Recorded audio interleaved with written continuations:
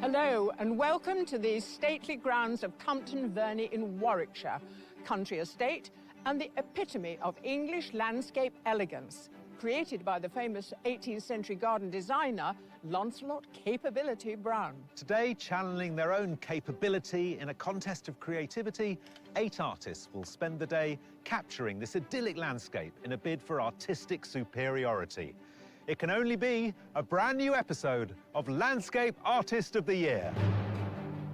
Over the course of the summer, 40 artists have been tasked with painting some of the most thrilling scenery that Britain has to offer, from staggering feats of engineering to elegantly sculpted gardens. The view that I've got in front of me is absolutely perfect, she says. Selected from thousands of applicants, they will capture and interpret these magnificent views as their own unique landscape works of art. My worst nightmare. Oh, good! I'm thrilled for you, and I'm also very sorry. Each artist has just 4 hours to complete their masterpiece in their chosen medium. I would obviously like another 4 days. I've got an awful lot to do. Awaiting the winner, a prestigious £10,000 commission from the Manchester Art Gallery to create a piece that celebrates both the natural beauty of England's northwest and its industrial heritage. To be in with a chance of winning, though, they'll need to impress our 3 formidable judges. It is a bit of a brown, muddy mess at the moment. Yes, it is. So at what point does that start to change? I'm hoping very, very soon. Also under the watchful gaze of our judges, at every heat are 50 extra artists, our wild cards, just one of whom will make it to the semi-final. The stuff I do, I call it vibrant realism with an edge. But you've got your own art movement. So who will fall by the wayside? And who will end up home and dry as the search for the Landscape Artist of the Year continues? Your setup is spectacular. Did you have to get planning permission to build all this?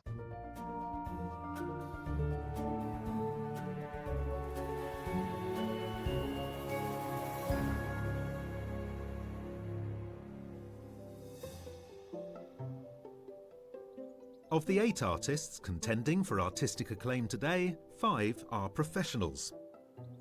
Sheila Walsh, Brian Hindmarch, Chloe Letizier, Patrick Wilkins and Angela Webb. I haven't done any practice. I thought I'd keep my powder dry and just see what struck me on the day. Might be regretting that. Joining them are 3 amateur artists, Afshin Nazir, Justine Warner and Mark Bonello. I'm a HGV driver, so I'm usually driving around, getting to see some really lovely sights, but not actually having the time to paint. So having 4 hours today, I'm going to relish it.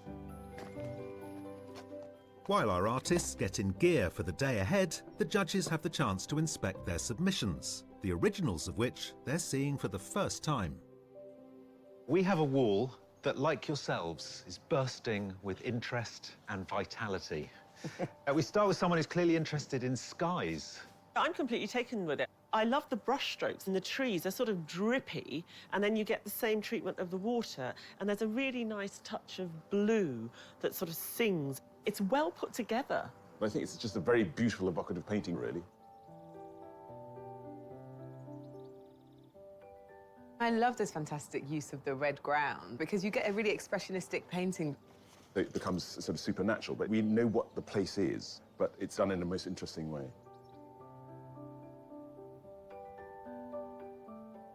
It's a tour de force of brick rendering. It's all done with pencil, I think. I mean, it's just absolutely finely executed.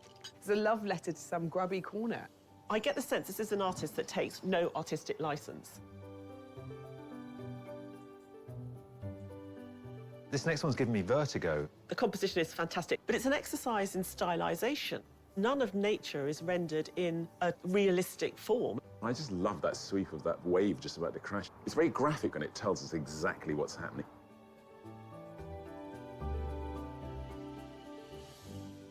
Next up, Italian pants. Pants or no pants, I want to be there. I'm usually faintly allergic to anything with a kind of touristy twang, but you're right in there. Those shirts about to hit you in the face.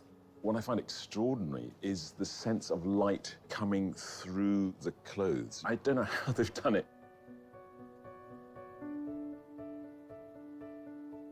I feel like there could have been a murder in this one. It just feels filled with melancholy for me. It looks like an etching, it's a bit featherier, so I presume it's dry point. And there's something which makes you feel this place of habitation being overgrown by history and nature.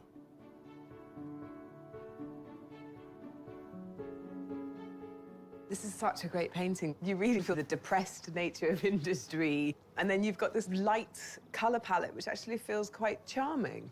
I think this artist likes to paint sort of weird stuff. You get a sense of the decaying boats and the decay reproduced in the way the paint is put on.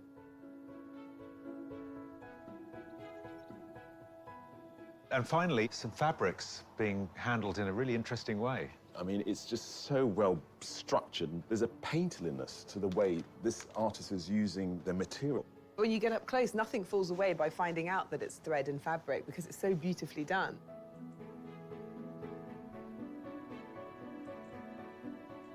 Here we go, 8 artists. Will they, like the 3 of you, prove to get better and better the more we know them?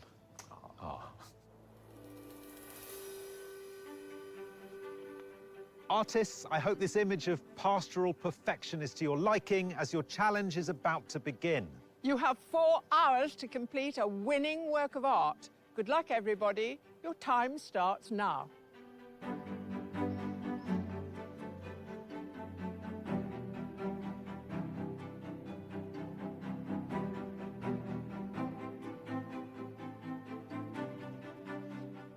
The 120 glorious acres of parkland that stretch out from Compton Verney House bear all the hallmarks of Lancelot Capability Brown.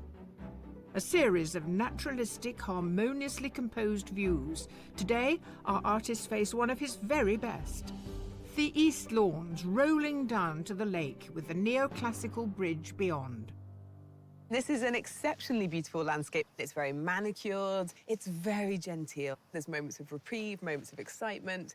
How do you improve upon nature? Well, Capability Brown succeeded here. And actually the challenge today is for the artists to be able to put their mark on a place which is so already heavily worked upon. So how capable are our artists feeling, faced with this perfectly composed English landscape? There's some really beautiful trees out here, really impressive. So I'm just going to really try and get the height in and think about all of that. The bridge for me is great, but I find the green and the trees very overwhelming. I haven't connected with it. I will at the end of the day, for sure. I like to think of myself as painting in fabric because I like to move the fabrics around and to blend with them.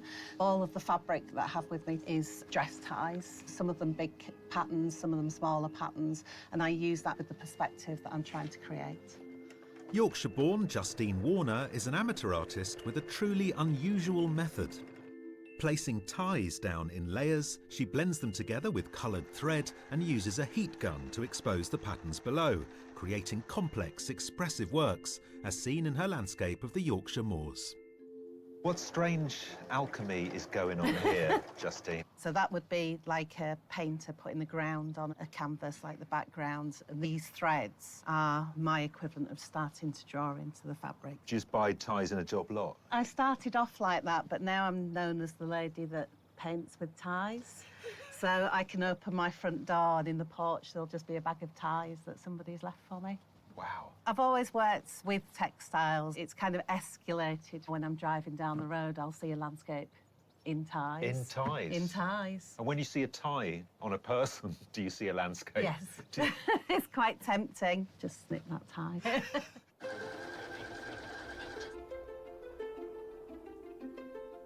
I don't normally seek out classical landscapes, but I love some of the elements in front of me.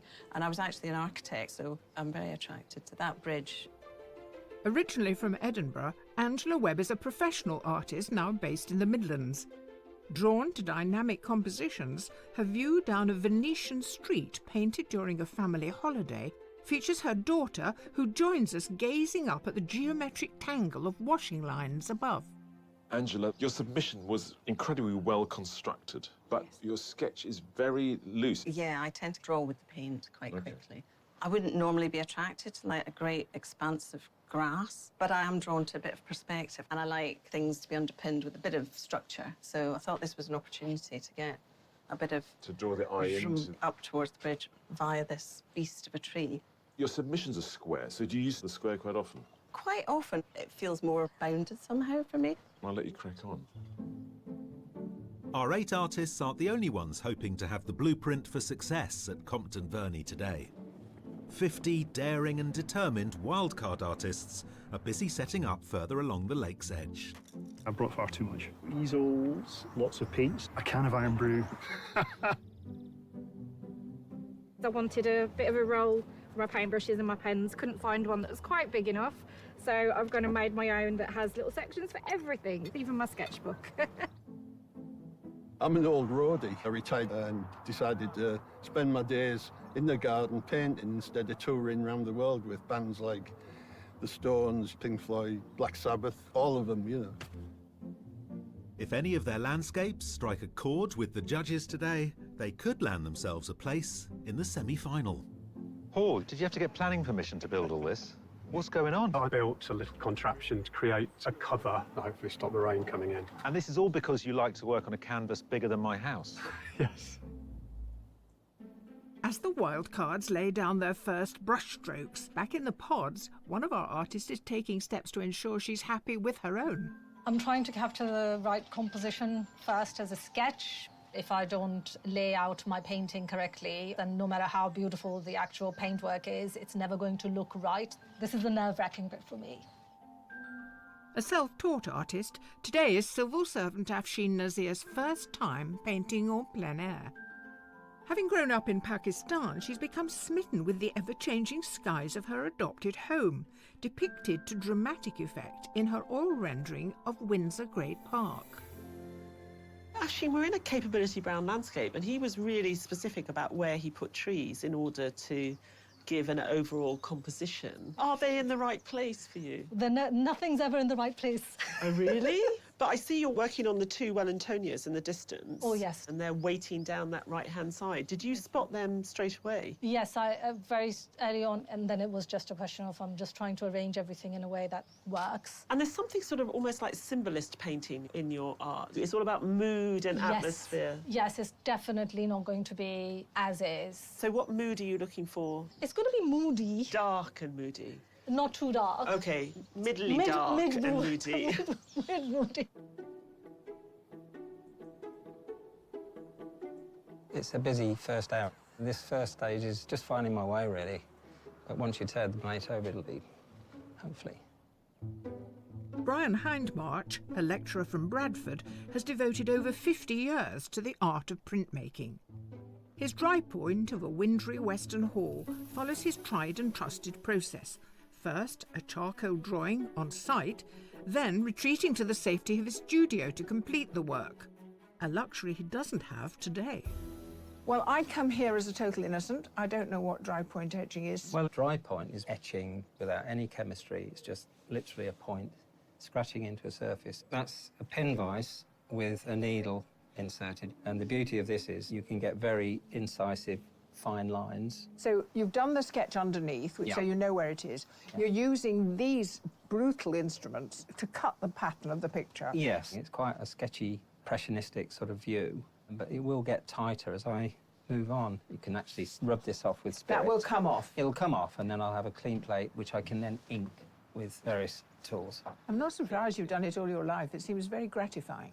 Thank you. Yeah, it is. With the end of the first hour approaching and the skies darkening over Compton Verney, each of our artists is dealing with the consequences of their compositional decisions. My palette choice today, I wanted to consider the sort of dark mood, so hopefully I've captured that a little bit. We've got an expansive lawn that I was a bit troubled by, but actually there's very faint diagonal mowing lines which are helping me. But I've got an awful lot to do. I would obviously like another 4 days. I've got the bridge in, I've got the distance in, so I'm now starting to work on the foreground. I feel pressed for time.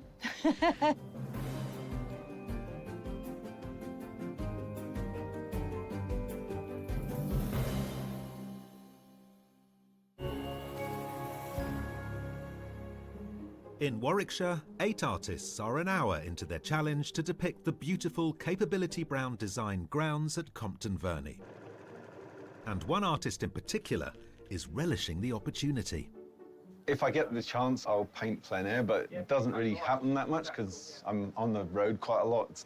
At school, my teacher said, "Mark, you'll never get anywhere looking out of a window for a living," but that's, that's what I do.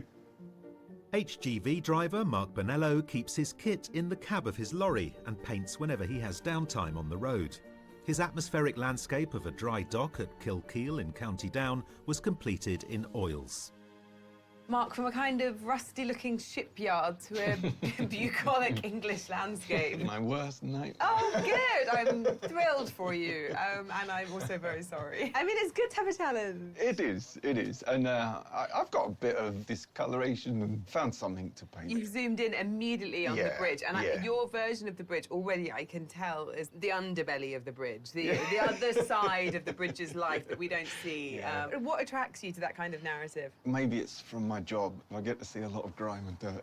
But the more you look at something that some people might deem as manky, you kind of see some, beautiful colours in there, beautiful shades. I completely agree with you. I think the way that you put paint down, it kind of underscores your message. Although you're interested in a kind of darker narrative, your painting style is actually light and good-looking. And at the moment, I'm loving the reflections up off of the bridge, and that's what's really drawing me in. I'm excited to see it through your eyes.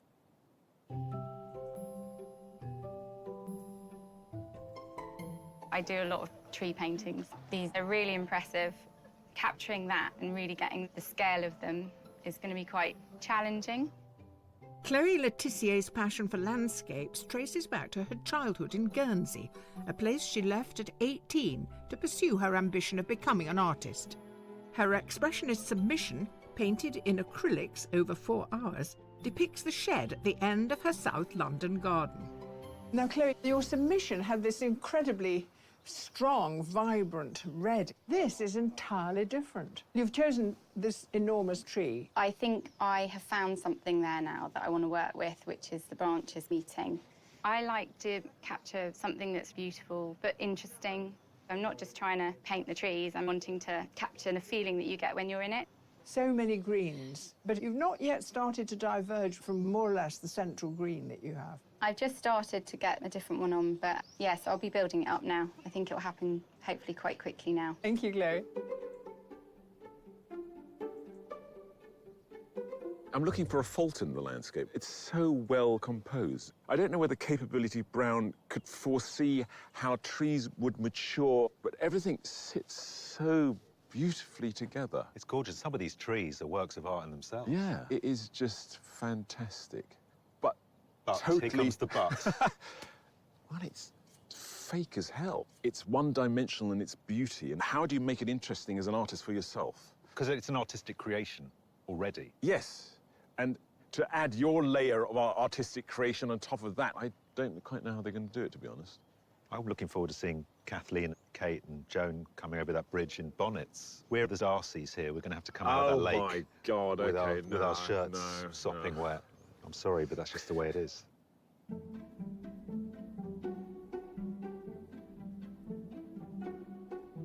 It's hard to think of something that I'm happy with right now. I've got a vague composition, which I've just changed.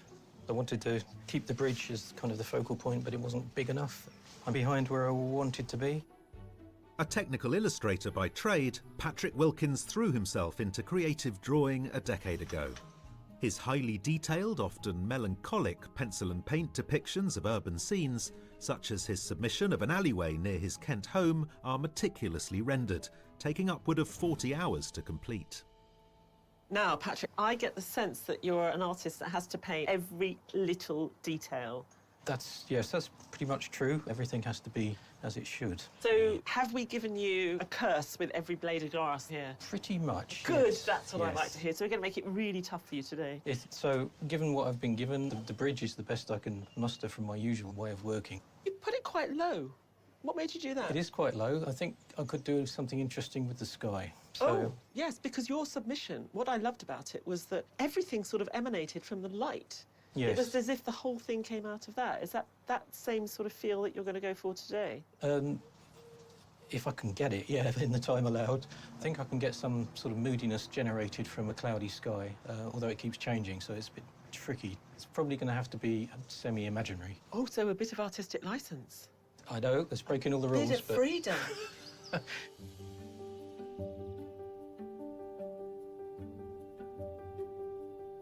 I normally paint kind of about 120 centimetres high, but just due to the 4 hours, because I'm very, very slow, I chose to paint small today. Sheila Walsh's dizzying submission of the steps she descends to swim in the sea most mornings took her 30 hours to finish. She works in acrylic on birch plywood to create graphic, abstracted pieces from her studio in Waterford, Ireland. Sheila, it's precision work. Yes, I like straight lines and clean angles, and I'm only on the base. I still don't feel like I'm painting yet. I feel like I'm only still laying a base. Well, that's interesting. The way you draw a landscape is quite artificial. You do interesting things with it. So it has to be completely blocked, and then I'll build up areas and blot them back or take out areas. I know today with the time limit I'll struggle, but if I at least get the base down, then everything else is just finding shapes with colour. It's like a jigsaw. This stage is very beautiful, so I'm kind of intrigued how you evolve it to make it say what you want to say. Yeah, so I hope I can in the time. It's just started raining. Let's hope it doesn't affect you. In another corner of Compton Verney's grounds, as the heavens open, our wildcard artists are rather more exposed to the elements.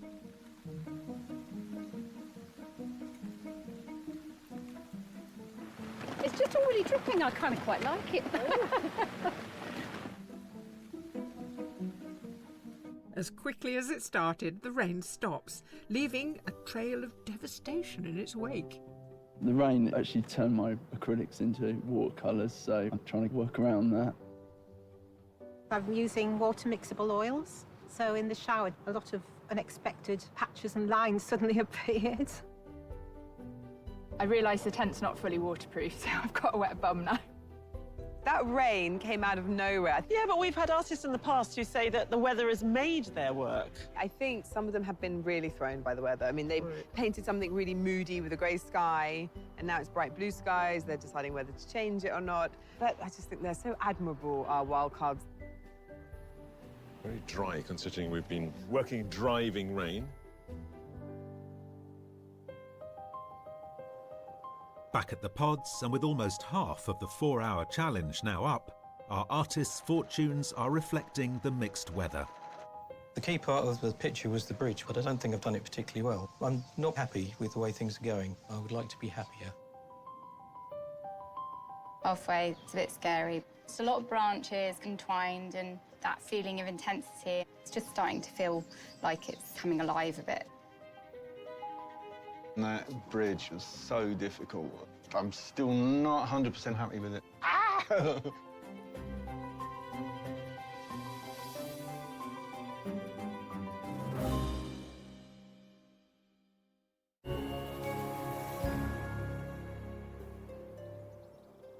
At Compton Verney in Warwickshire, 8 artists are halfway through reimagining the magnificent vista as their own landscape masterpieces. So a bit of sketching on the sewing machine, onto the work, and then I'm going to start on the 2 trees to frame the bridge. At the moment, it's quite fragmented. I knew that I wanted to pick out some of the clouds, but it was difficult because it was pouring down with rain earlier, but now it's beautiful. I just wish I had more time in between to let the layers dry. I was equally drawn to these lowering trees and that beautiful bridge, so I wanted the eye to be drawn from one to the other. You found these diagonals to pull us forward. Did you do that because you were looking for the drama in the landscape? Do you feel that it's all too tidy? There was a tiny bit of that, yeah. Having spent the morning scoring his composition into an acetate plate, printmaker Brian is ready to reveal his first proof. It's fairly hazy and not quite as strong as I wanted it. I might do one more proof after this. And do what this time? Different paper, less weight. I need a little bit more definition before I tackle the last stage, which is working with pastel on top of the print. So it's quite an interesting mixture of creative, artistic stuff and technical know-how. If it works. Yeah. If it works. It's not just the perfectly composed landscape that has our artists feeling green today. They also need to contend with the scrutiny of our 3 judges. So what do they make of progress so far? Halfway time, there's been quite a lot to see already of what they're going to produce. Sheila's is extraordinary. Sheila has to reduce everything in front of her, which is monumental and classical, and then she puts it into this filter and brings out these shapes. There's a really interesting process at play. But she's trying to play safe today. The painting's very small, and so it feels claustrophobic. Now, Afshin, what do we think so far? Yeah, I think Afshin sort of made a lovely, intense composition. I love the way she worked with all those dark colours first to give us this kind of dramatic contrast. I'm not so sure that Afshin has resolved her painting as much as I would like it. There are these little wonderful passages of paint, but somehow the whole thing isn't coming together yet. There's a danger of simply it being a picture of a bridge. We need to elevate it, don't we? Has Mark done that? Mark's looking for something a bit more ugly than what he has here. She's really zoomed in to give us this tight crop. I'm worried that he's taken the bridge too high. He's going to have this race at the end to fill in this huge space, which is going to completely transform the way that bridge actually feels. Now, Chloe, it's very interesting to see her process. I love her mark making, and I love her sense of colour and the way she lays paint down. But one of the reasons why we loved her submission was its undoneness. So what level of undoneness are we going to see today? Now, Justine has been busy with that sewing machine. I just came across Justine looking at the reflections under the bridge, and it was just extraordinary to see somebody sewing en plein air. She's masterful at really looking and observing nature, and I think that's going to elevate the work no end. Angela was an architect, and it's something architectural about her picture. I love that dynamic thrust that takes us right up into that top left-hand side of the canvas. I'm slightly surprised that she squashed all the information up there, and we're confronted with a vast expanse of lawn. She has got quite a lot to do with regards to the foreground. Now, Patrick told me he was having trouble with the bridge. Yeah, I think Patrick's having trouble full stop. He is focusing on the bridge. He knows there's something wrong with it. I think he's got the arches wrong. I think Patrick's work lives off a certain density, and that density needs to be built up. For a drawer, you just need to put in the hours. He just needs to get on with it.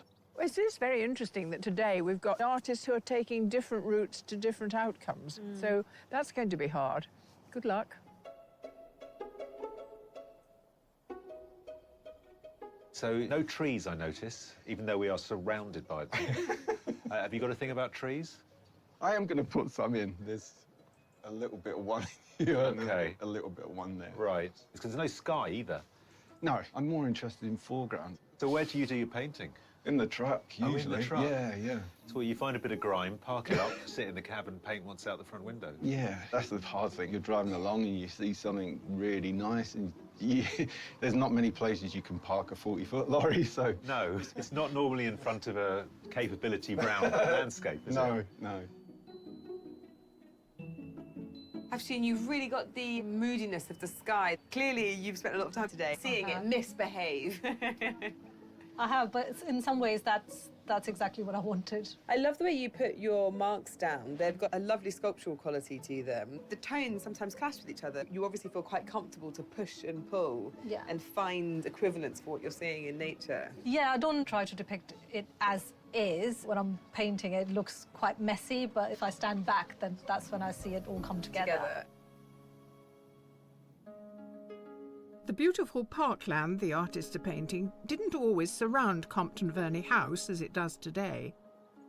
For much of the 1700s, the garden design was influenced by trends from Europe. Then in 1768, to keep up with the latest fashion among the English aristocracy, Lancelot Capability Brown, today renowned as England's greatest gardener, was commissioned for an extreme 18th century garden makeover.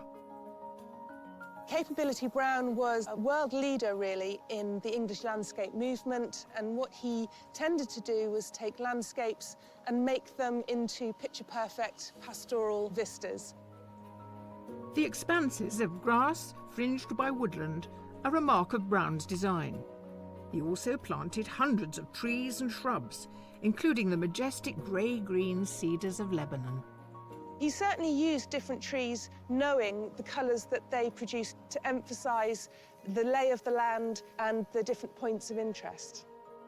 Another signature feature is the curving lake, with its neoclassical bridges, to ensure visitors had the most impressive view as they arrived by carriage. The lake also offered a more practical purpose when Brown added an 18th century must-have to the grounds, an ice house.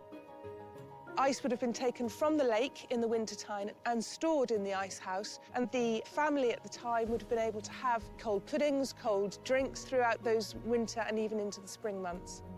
Today, the lake retains its practical function with a water source heat pump, warming the gallery inside the house, continuing Brown's legacy of harnessing natural resources on the estate.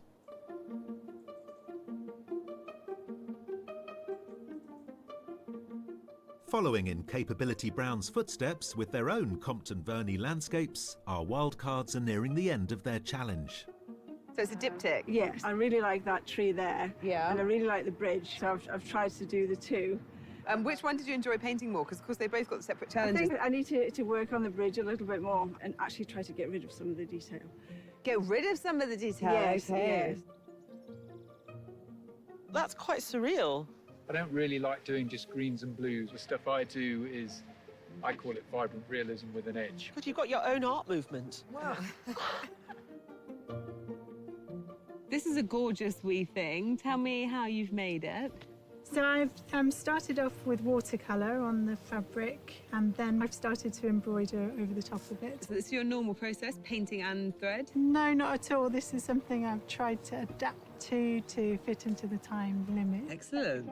So which of our wildcards has the contest sewn up today? There's a woman painting her trees in the opposite bank, very dry. I'm feeling a bit sort of thirsty talking about it, but it's kind of dusty and rather beautiful. I quite like the energy in that diptych. There's a lot Yeah, of horizontality, and I like the oiliness of the paint. I saw them together early on, and it was like, wow. There's a woman sat underneath a tree with a little watercolour that she's then embroidering on top. Just got to find one lovely wild card. I think there's one that I would champion, actually. Is it the diptych? Yeah, I think it's the diptych. Yeah, I think that's an impressive day's painting.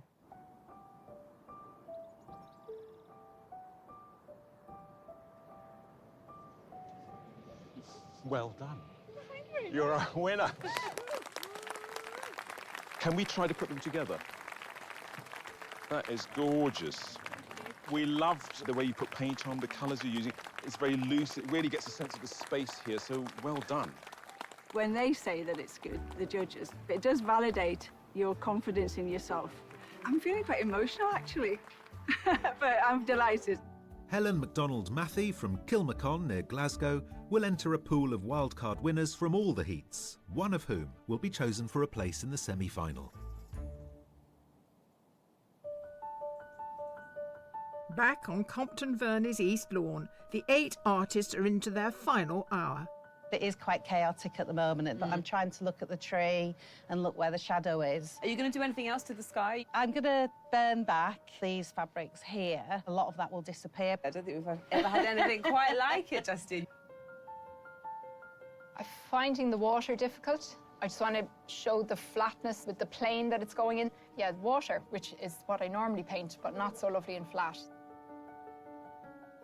I'm just trying to work out how to do the sides of the lake, the undergrowth, and then the water.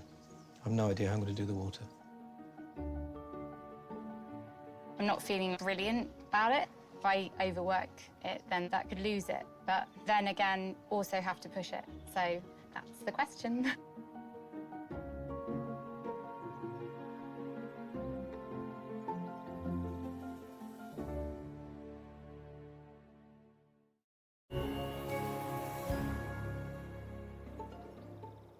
In the grounds of Compton Verney, Our 8 artists are into the final few minutes of their landscape challenge. And for some, the question is when to step away. I'm in that weird place where maybe I should just stop or I'll turn it into something else. I don't know. Can't see the wood for the trees, quite literally.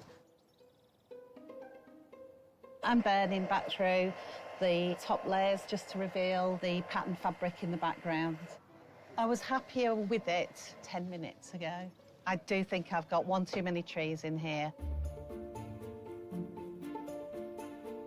I just have a few highlights in the water that I want to pick out and that little bit of blue sky. Today, I'll be forced to stop, so I'm hoping I won't overwork it. Artists, you have 5 minutes left. This is my third proof. If this one works, I'll do some last-minute additions with a little bit of pastel. So much green. I hope it's not too bland.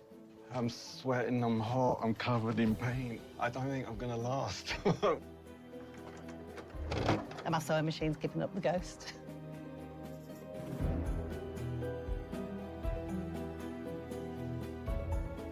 Artists, your time is up. Please put down your equipment and step away from your easels.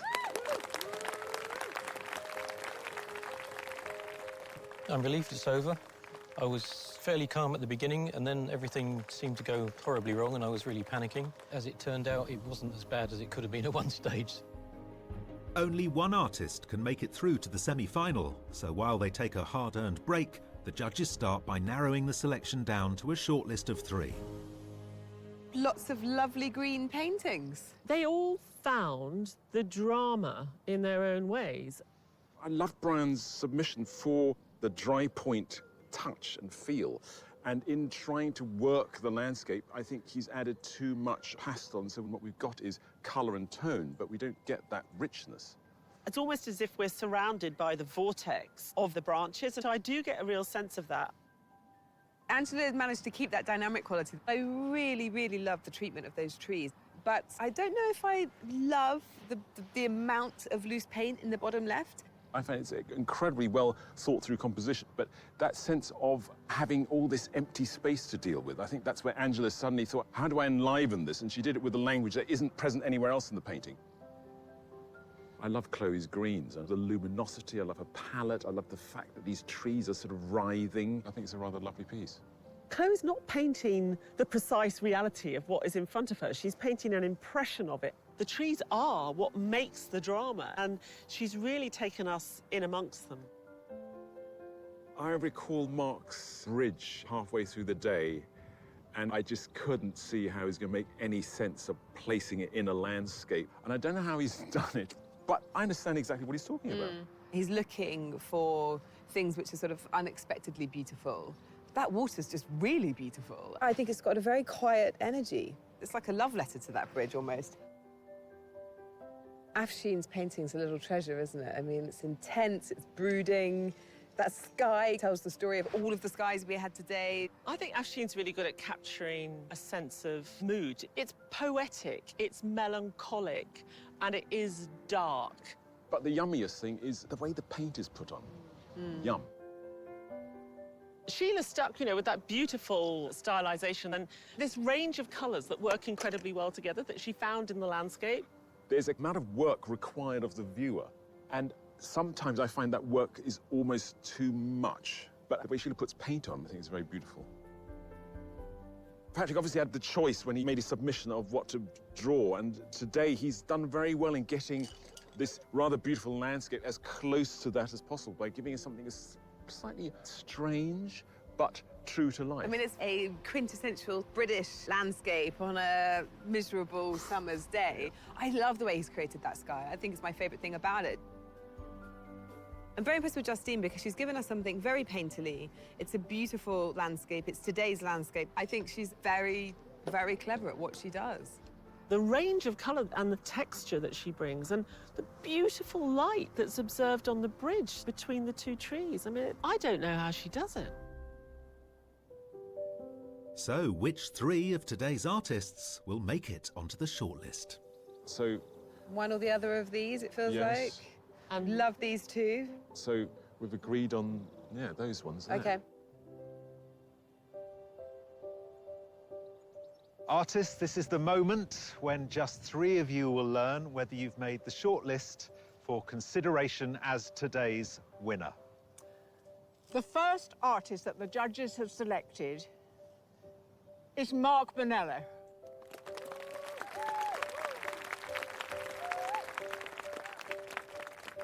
The second artist on the shortlist is Afshin Nasir.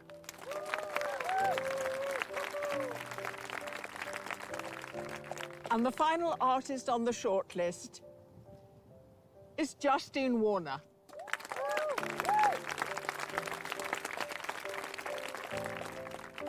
Our thanks to all of you and our commiserations to those who didn't make it through. It's been a great day. I hope you enjoyed it. Well done, all of you. If I didn't love the other works so much, I might feel a bit disappointed, but the fact that I finished something was fantastic. No, I'm really pleased. The judges now have the daunting task of selecting today's winner. To give them a hand, they also take the submission works into account.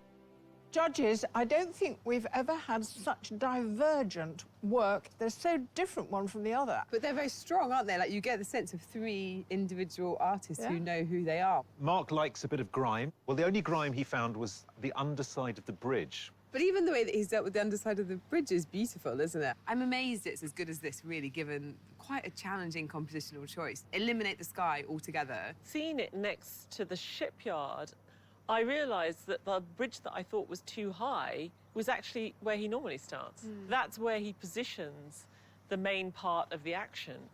It's very strange, the narrative he's looking for. To conjure that sort of sense of unease by painting something as he sees it is quite remarkable.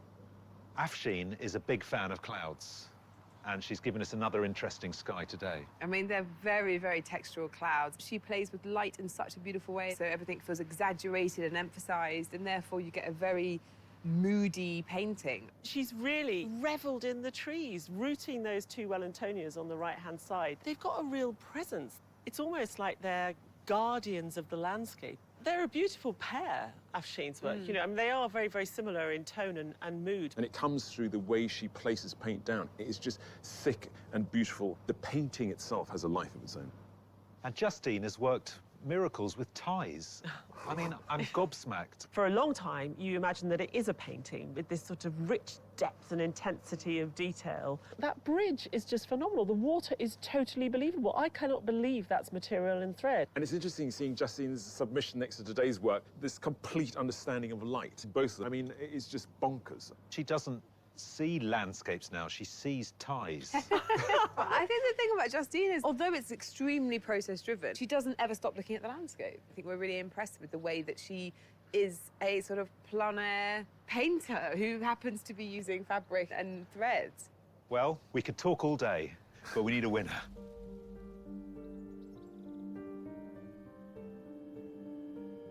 Mark, Afshin, Justine, after much discussion and deliberation, the judges have reached their verdict and decided on today's winner. The artist returning to a place in the pods at the semi-final is...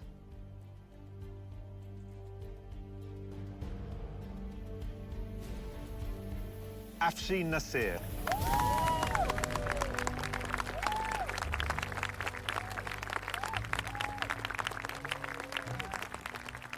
It just sort of proves to me that I'm not that bad.